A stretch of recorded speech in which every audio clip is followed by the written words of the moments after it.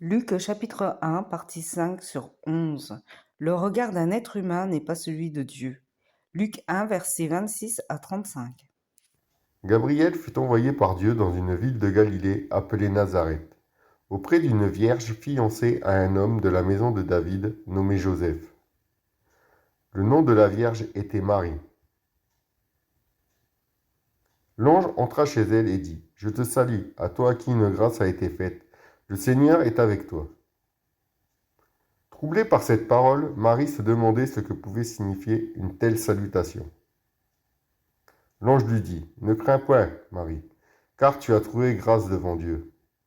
Et voici, tu deviendras enceinte et tu enfanteras un fils et tu lui donneras le nom de Jésus. Il sera grand et sera appelé Fils du Très-Haut, et le Seigneur Dieu lui donnera le trône de David, son père.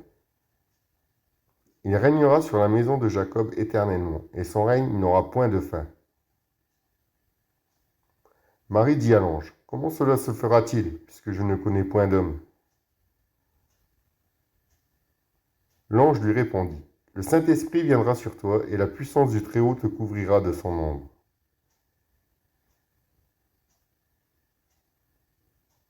C'est pourquoi le Saint-Enfant qui naîtra de toi sera appelé Fils de Dieu. » Encouragement.